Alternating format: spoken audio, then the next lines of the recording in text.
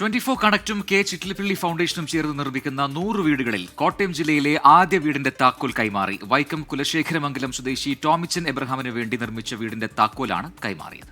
7 വീടുകളാണ് കോട്ടയം ജില്ലയിൽ പദ്ധതിയിലൂടെ നിർമ്മിക്കുന്നത്.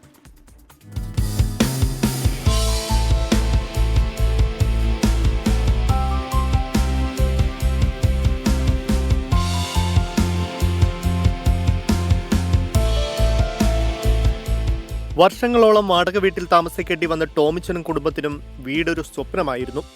ജീവിതം കരക്കടുപ്പിക്കാനുള്ള ഓട്ടത്തിനിടയിൽ ആ സ്വപ്നം യാഥാർത്ഥ്യമാക്കാൻ കഴിഞ്ഞില്ല. ഈ അവസ്ഥയിലാണ് 24 കണക്റ്റും ചിറ്റിലപ്പള്ളി ഫൗണ്ടേഷനും ടോമി വർഗീസിന് കൈത്താങ്ങായത്. കഴിഞ്ഞ സെപ്റ്റംബറിലാണ് നിർമ്മാണം തുടങ്ങിയത്. വീടിന്റെ താക്കോൽദാനം ഇന്നലെ നടന്നു.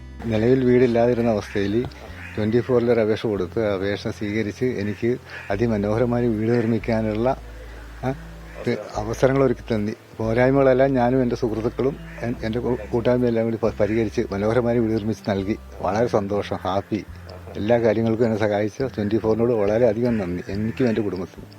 2 മുറികളുള്ള മനോഹരമായ വീടാണ് നിർമ്മിച്ചിരിക്കുന്നത്. താക്കോൽദാന ചടങ്ങിൽ 24 കോട്ടയം ജില്ലാ coordinator Binu, ward member Majida എന്നിവർ പങ്കെടുത്തു. ചിറ്റിലപ്പള്ളി ഫൗണ്ടേഷന്റെ 7 വീടുകളിൽ ആദ്യത്തെ താക്കോൽദാനം കഴിഞ്ഞു.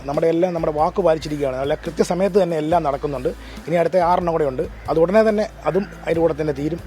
24 കണക്റ്റും കെ ചിറ്റിലപ്പള്ളി ഫൗണ്ടേഷനും ചേർന്ന് നടത്തുന്ന പദ്ധതിയിൽ 100 വീടുകളാണ് നിർമ്മിക്കുന്നത്. ഇതിൽ 7 വീടുകളാണ് കോട്ടയം ജില്ലയിലുള്ളത്. 24 കോട്ടയം.